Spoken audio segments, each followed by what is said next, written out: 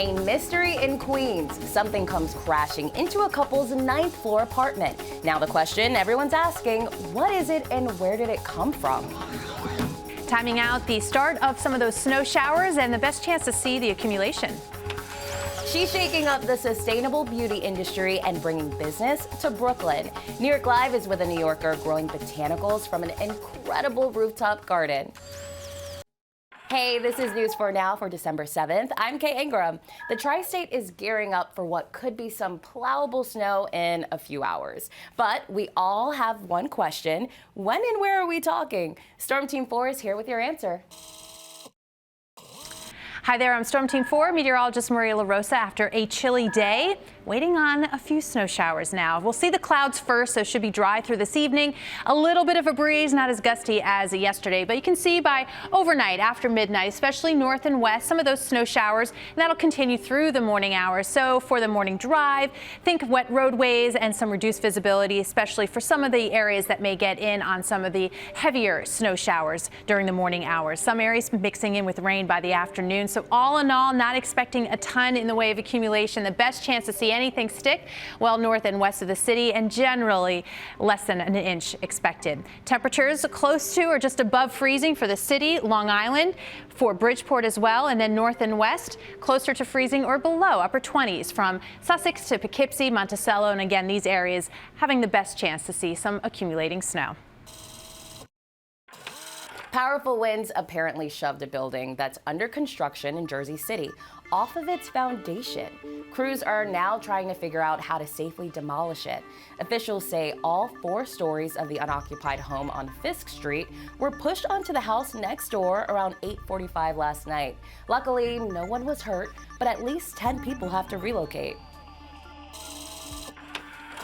In Queens, one couple is searching for answers after a piece of metal flew through their 9th floor apartment window, leaving their living room littered with broken glass.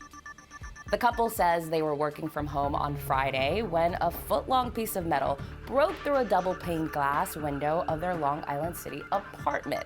Now, they believe a construction crew working on the ground somehow launched the metal up into their apartment. It seems to be that they were compacting metal in a truck.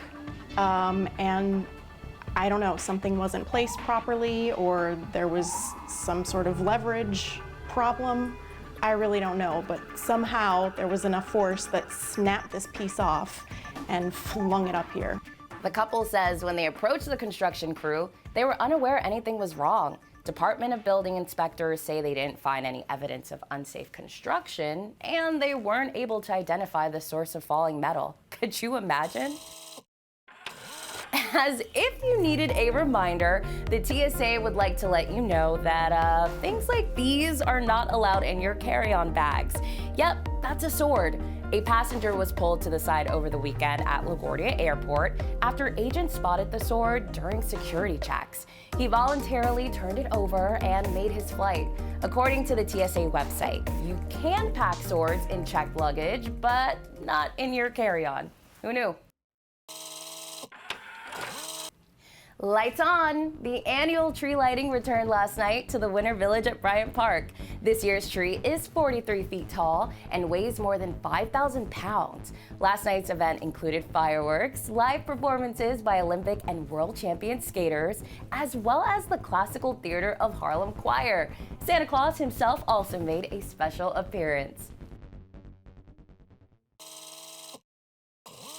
Now, as we all continue to support local businesses here in New York, there is one entrepreneur making a difference in the beauty industry from a very surprising location. New York Live is here with a look. We hear the term sustainable beauty tossed around a lot, but what does that really mean? Well, here on the rooftops of Brooklyn, one New Yorker is trying to bring beauty ingredients closer to home. Well, thank you so much for having us in your home. Of course, thank you for being here. And we got to see your beautiful rooftop. So, you know, you're the founder, CEO of Brooklyn Rooftop Botanicals. What exactly is that? So Brooklyn Rooftop Botanicals is New York's first and only beauty rooftop farm that spans 2,000 square feet between obviously my rooftop here. I also have 2 other rooftops, one in downtown Brooklyn, and then the third one is actually not too far from here. And your mission with all of this is what? So the mission for all of this is that I want to bring ingredients closer to home. I don't think people really understand where their ingredients are coming from. It's really almost impossible to find local ingredients. They're all being produced elsewhere. We have to shift the thinking and the production closer to home in order to be more sustainable. It's the only way forward. I love this chemistry setup. Thank so you. what are you going to show me how to make? So I'm going to be making a helichrysum extract, and then using that extract, I'm going to create a hyaluronic acid serum. So here I have helichrysum, and it's known to be a really great anti-aging botanical. Oh, it smells like curry. Yeah, and what you're going to do is you're basically going to cover the botanical with some distilled water, and you're going to place it in a double boiler for about 3 hours. Coffee filter it a couple of times to make sure you're getting all the sediment out. Then you're going to basically pour in glycerin, so it's like a 1-to-1 ratio. We are going to take the extract and mix it in with hyaluronic acid, propandiol, and water to create the serum. All right, it's done. You want to try it? Yes. Oh, look at that. Cool, huh? My hand feels softer. Yep, it's a great DIY product. For real, thank you so much for showing us how to make more sustainable beauty products. If you want more information, head to Liana's website. And Sarah, I'm going to bring some of this back for you. Hundreds of employees at a New York-based digital mortgage company are angry and without a job ahead of the holidays. That's after they get an invite to a Zoom call, only to learn from their CEO that they're no longer needed. Here's News 4's Rana Novini.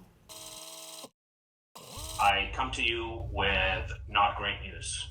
That's Better.com CEO Vishal Garg hosting a Zoom call for hundreds of his employees with a message they didn't see coming. If you're on this call, you are part of the unlucky group that is being laid off. Your employment here is terminated, effective immediately. Are you kidding me? On the Zoom call shared to social media, about 900 employees were let go from the digital mortgage company headquartered in New York. The CEO blaming the market, efficiency, performances, and productivity. I'm still in so much disbelief at how they just discarded us. An employee who didn't want to be identified says she had no indication the company was struggling. In fact, it announced plans to go public back in May. She's shocked at the lack of empathy on the call.